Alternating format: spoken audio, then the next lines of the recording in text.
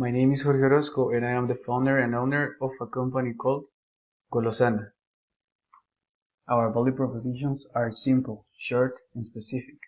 Provide a fairly priced way to consume healthy and nutritious snacks. Help our customers to develop better feeding habits. The pains and gains are the following. The pains of the customers are the lack of fairly priced products, the lack of healthy and quality products to eat, and the lack of time to cook meals such as snacks and desserts every day. Therefore, the gains of purchasing and consuming our products are that customers will save time and energy looking for healthy snacks to eat. They will gain better feeding habits. They will be able to understand that a healthy diet is more important than just to look fit, and our fairly prices will help them to save money. This is the minimum viable product I developed. As the business is about food, I had to focus in both the presentation and flavor. Based on the research, testing, and developing process, I had to change the recipe sometimes until I got a product that was healthy, attractive, and with a good flavor. In addition, the comments and feedback I received of some potential customers were very positive. Market sizing and key insights.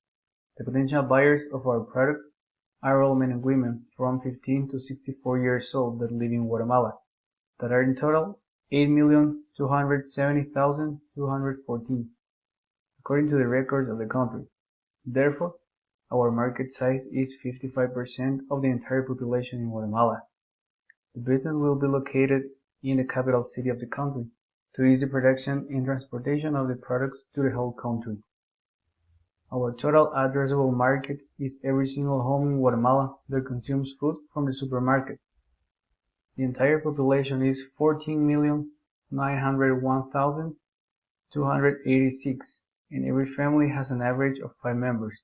Therefore, the average number of homes is 2,980,257.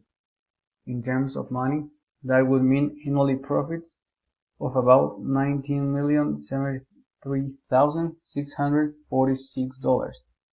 The serviceable available market is every home in Guatemala that is located in the urban area of the country, that is 39.4% of the entire population. In terms of money, that would mean annually profits of about $7,515,016. Customer segments. In order to get to know better our customers' archetypes, I created an empathy map for each one of them. Mother of kids and teenagers. By creating this empathy map, I was able to understand the emotions, motivations, and actions that many mothers take.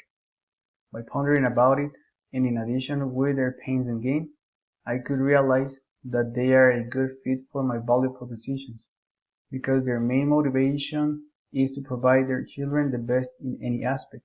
Therefore, by purchasing and consuming our products, their children will develop better feeding habits, which is a goal for almost any mother.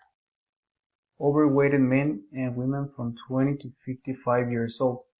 By creating this empathy map, I could understand in a much better way how people that are struggling to lose weight and improve their health behave.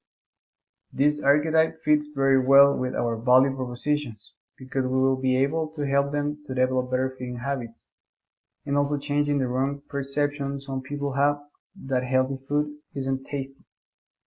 Customer relationships. Our get, keep, and grow strategy is the following. Get. We will create a marketing campaign so people can know the products, and we will explain the benefits that our customers can get by purchasing and consuming these products. Keep. We will create promotions based on a certain number of products purchased and in loyalty. Grow. We will launch a couple of new products based on consumers' preferences, and we will also launch seasonal products. We have decided that we will use an indirect channel. Our main work will be the proper creation and development of our products. Once they are ready to be sold, they will be distributed by wholesalers that will be in charge of selling the products to the final customers. This is the best decision that we can take because the wholesalers we have decided to work with have enough experience in sales and will be a helpful way to expand our business In addition, we will be more focused on creating and producing quality products. Key partners. A good strategic alliance would be with Danone GT because our products are complements. Therefore, an alliance would mean that they could attract their clients to me and vice versa. In this alliance, the only risk is that if we create a promotion in which both products can be sold together, people do not buy them. The reward would be that both companies could earn more customers and increase their sales. Key suppliers would be local producers of grains because I want to make sure that the ingredients I use are of a good quality. For this one in particular, there isn't a possible risk. However, the reward would be that I would be buying products to local entrepreneurs, so both parts would benefit. Key resources. I'm interested in getting the materials from different local entrepreneurs in order to support them. In addition, there are already organizations of entrepreneurs that can supply the amount of materials that I need. I researched some possible funding options to finance all my startup costs, and I concluded that the best option is to apply for a loan in a cooperative because the interest rate is lower than if I apply for a loan in a bank.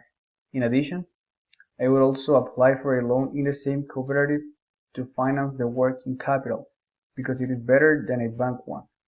With my future employees, I want to create a culture of discipline and respect. I want that each one of them understand that they are important to the company.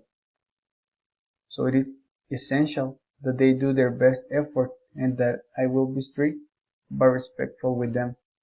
I want to create a culture of communication and teamwork and help them to succeed in any position they will be working in. The most important intellectual property in my business will be a patent to our products. In that way, other companies cannot duplicate what we are doing. In addition, a trademark will be very important so people can identify the products that our business makes from other products manufactured by other businesses. Key activities. There are two key activities that I consider the most important to the proper functioning of the business because if one of them isn't performed, the business cannot operate. Materials acquisition. In order to open the doors of my proposed startup company, one of the key activities that I need to perform before is to acquire the necessary materials I will need to manufacture the products I will sell. In order to do that, I need to complete some steps to acquire those materials in an organized and effective way. Manufacturing needs. Maybe it sounds obvious, but it is still very important to remember that before being able to open the doors of the business, it is essential to have all the products ready so they can be sold without any problem. There is also a process to manufacture the products in an organized and effective way. Costs. There are two tables that list the main variables and fixed costs that we assume will be incurred during the first year of operations. As variable costs, we have raw materials, packaging, and distribution expenses that add up a total of 182,400 Qs that are about $23,688. In addition, as fixed costs, we have rent, wages and salaries, electricity, water, machinery, and machinery maintenance that add up a total of 139,960 Qs that are about $18,176. The purchase of machinery expense will be incurred just in the first year, so the fixed costs will be lower after it. The revenue model we have decided to use is channel sales. Therefore, our business will rely on a third party to sell our products. The pricing strategy we will use is value priced, so we will charge our customers a price based on the value that our products can add to them. In addition, based on the research we have performed about our market size and many other factors, we have projected that our annual revenues will be $39,272 during the first year. Metrics that matter. Cost of raw materials. It is important to measure the cost of raw materials because I live in a country in which those materials aren't too expensive due to the good land that we live in.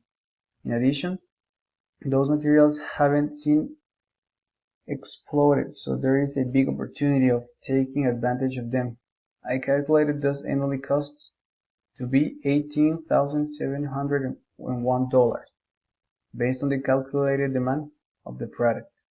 It is important to take into consideration the cost of the machinery because it will be a huge investment. Therefore, it is important to make sure that they will be of a good quality because they are a determinant part of the whole business.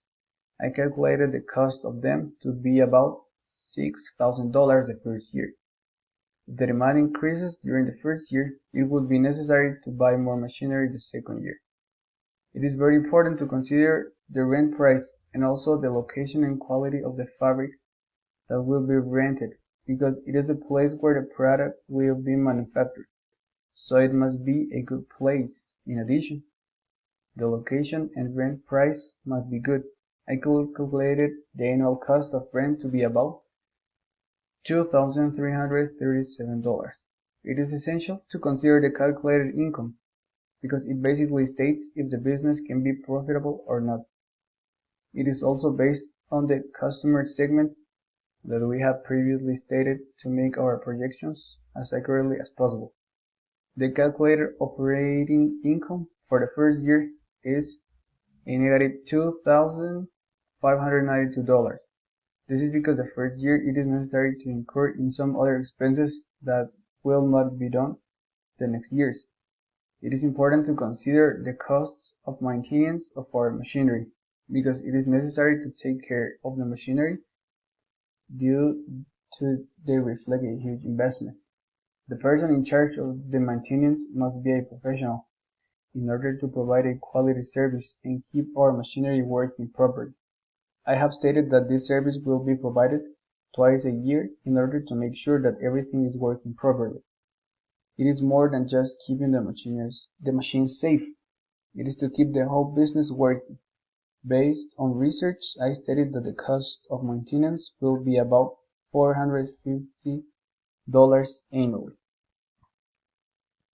For this part of the presentation, I choose to answer 4 questions and the insights I gained by answering them. Market forces. What do customers really want to get done? Our customers want to purchase and consume healthy products in order to improve their feeding habits and strengthen their health. This question influences the business model because it helps us to remember and understand the necessities and wants of our customers. So our purpose has to be to provide them a solution. Industry forces. Who are our competitors? Our competitors are businesses that also sell healthy kinds of foods such as Quaker, Lala, Danone, etc.